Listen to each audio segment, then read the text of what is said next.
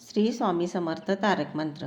श्री स्वामी समर्थ महाराजांच्या आचरणाला वंदन करून या ग्रंथाला सुरुवात करूया.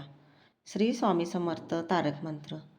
निशंक होई रे मना, निर्भय होई रे मना, प्रचंड स्वामी बळपाठीशी नित्य आहे रे मना. अतर्क्य अवधूत हे स्मरतृगामी, अशक्य हि शक्य करतील स्वामी. जिथे स्वामी चरण तिथे न्यून काय, सोये भक्त प्रारब्ध घडवी ही माय. आज्ञे विना काळही न नेई त्याला, परलोकीही ना भीती तयाला. अशक्य हि शक्य करतील स्वामी. ओगाची भीतोसी भय हे पळू दे, वसे अंतरी ही स्वामी शक्ती कळू दे. जगी जन्म मृत्यू असे खेळ ज्यांचा, नको घाबरू तू असे बाळ त्यांचा. अशक्य हि शक्य करतील स्वामी. खरा होई जागा श्रद्धेसहित, कसा होसी त्यावीन तू स्वामी भक्त. आठव कितीदा दिली त्यांनीच साथ, नको डगमगू स्वामी देतील हात. अशक्य हि शक्य करतील स्वामी. विभूती नमन नाम ध्यानादि तीर्थ, स्वामीच या पंचप्राणामृतात. हे तीर्थ घेई आठवी रे प्रचिती, न सोडती तया जया स्वामी घेती हाती. अशक्य हि शक्य करतील स्वामी. अशक्य हि शक्य करतील स्वामी. अशक्य हि शक्य करतील स्वामी. अध्याय 5. श्री गणेशाय नमः. भवकानन वैश्वानरा, अज्ञानतमच्छेदका भास्करा, पूर्ण साक्षी परात्परा, भक्ता खरा सदयतु. अक्कलकोट नगरात एक तपपर्यंत स्वामीराज वास करीत. भक्त बहुत झाले, वार्ता पसरली चहूकडे. कोणाशी पडता साकडे, धाव घेती स्वामींकडे. राजे रजवाडे थोर थोर, तेव्हा किती एक नृपती. स्वामी दर्शन घेवो इच्छिती, आणि आपल्या नगराप्रती आणू म्हणती तयासी.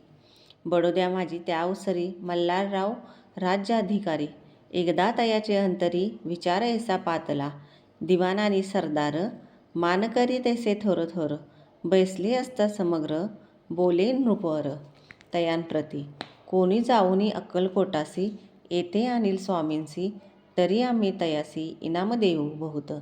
कार्य जाणूनी कठीण, कोणी न बोलती वचन. कोणा एका लागून, गोष्ट मान्य करवेना. तेव्हा तात्यासाहेब सरदार होता योग्य आणि चतुर. तो बोलता झाला उत्तर, नृपालागी परियेसी. आपली जरी इच्छा ऐसी, स्वामी ते आणावे वटपुरीसी. तरी मी आणीन तयासी, निश्चय मानसी असो द्या. ऐसे ऐकुनी उत्तर, संतोषला तो नृपवर. तैसी सभाही समग्र, आनंदित जाहली. नृपतीसह सकळजने, त्यापरी तात्यासी सन्माने. गौरवुनी मधुर वचने, यशस्वी हो म्हणती तया. तात्यासाहेब निघाले, सत्वर अक्कलकोटी आले. नगर पाहुनी संतोषले, जे केवळ वैकुंठ. पाहुनी स्वामींचे दिव्य मूर्ती, आनंदित झाले चित्ती. तेथील जनांची पाहुन भक्ती, धन्य म्हणती तया ते.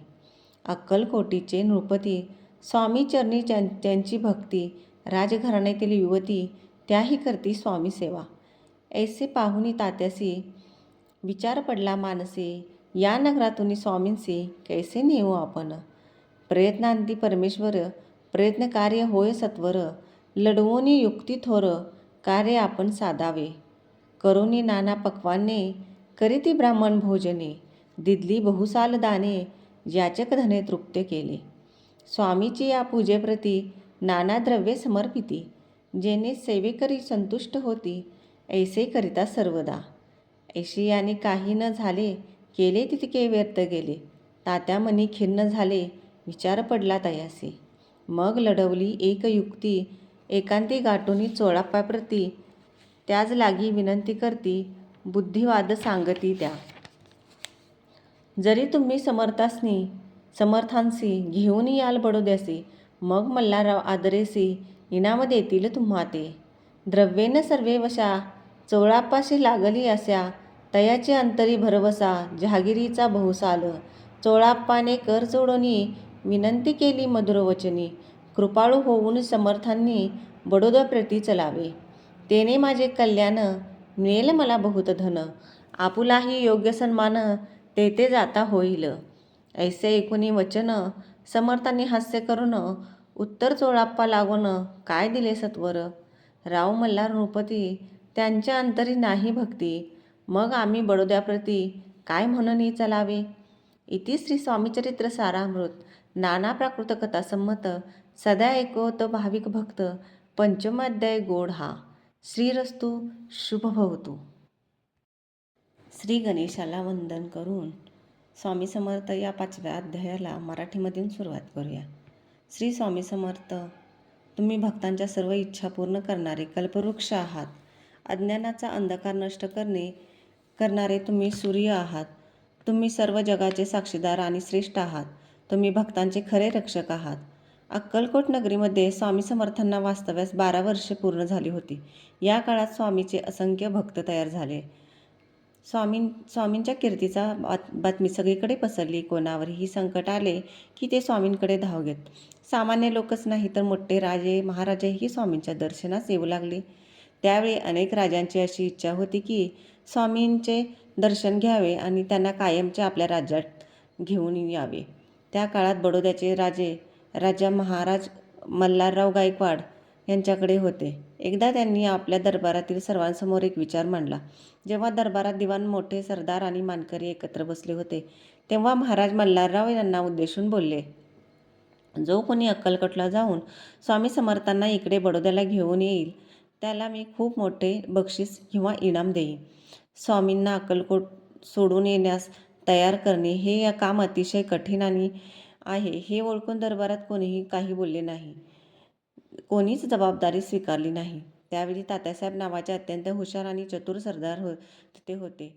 त्यांनी महाराजांना जे उत्तर दिले, जर आपली अशी इच्छा असेल की स्वामींना बडोद्याला घेऊन यावे, तर मी त्यांना नक्की घेऊन येईन. माझ्या या निश्चयावर तुम्ही विश्वास ठेवा. तात्यासाहेबांचे हे धाडसी उत्तर ऐकून महाराजांना खूप समाधान वाटले. संपूर्ण सभा आनंदाने भरून गेली. राजासह सर्व लोकांनी तात्यासाहेबांचा सन्मान केला आणि गोड शब्दात त्यांना शुभेच्छा दिल्या की तुम्ही या कामात नक्की यशस्वी व्हा. तात्यासाहेब लगेच प्रवासाला निघाले आणि अक्कलकोटला पोचले. अक्कलकोट नगरी पाहून त्यांना ते प्रत्यक्ष वैकुंठासारखे वाटले. स्वामींचे तेजपुंज रूप पाहून तात्यासाहेबांचे मन प्रसन्न झाले. तेथील लोकांची स्वामींवरील अढळ श्रद्धा भक्ती पाहून त्या लोकांचे त्यांना कौतुक वाटले.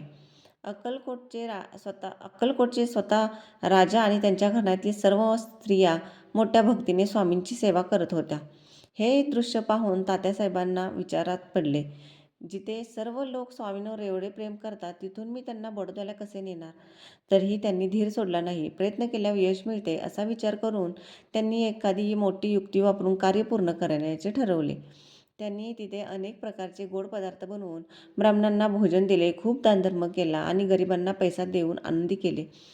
त्यांनी स्वामींच्या पूजेसाठी अनेक मौल्यवान वस्तू दिल्या आणि स्वामींच्या सेवकांनाही भेटवस्तू देऊन आपलेसे करण्याचा प्रयत्न केला. पण कशाचाही स्वामींवर परिणाम झाला नाही. आपले सर्व प्रयत्न वाया गेल्याचे पाहून तात्यासाहेब उदास झाले. मग त्यांनी एक युक्ती शोधली. त्यांनी स्वामींचे जवळचे सेवक चोळाप्पा यांना एकांतात गाठले आणि त्यांना काही गोष्टी समजावून सांगू लागले. तरीही स्वामी बडोद्याला घेऊन येण्यासाठी तयार केले तर मल्हारराव तुम्हाला खूप मोठे इनाम देतील. पैशाच्या मोहाने चोळाप्पांना आमिष वाटले. आपल्याला ही मोठी जहागिरी मिळेल असा विश्वास त्यांच्या मनात निर्माण झाला. चोळाप्पांनी स्वामींसमोर हात जोडून गोड शब्दात विनंती केली की हे स्वामी, कृपा करून आपण बडोद्याला चालावे. आपण आलात तर माझे कल्याण होईल, मला खूप धन मिळेल आणि तिथे तुमचाही मोठा सन्मान केला जाईल. चोळाप्पाचे हे स्वार्थी बोलणे ऐकून स्वामींना हसू आले आणि त्यांनी लगेच चोळाप्पाला उत्तर दिले. स्वामी म्हणाले, त्या मल्हारराव राजाच्या मनात माझ्याबद्दल खरी भक्ती नाही, फक्त श्रीमंतीचा गर्व आहे, मग तिथे भक्तीच नाही, तिथे मी कशासाठी येऊ? स्वामींनी या अध्यायातून शिकवले की भक्तीचे भुकेले आहेत स्वामी, पैशाचे किंवा इनामाचे नाहीत. श्री स्वामी समर्थ.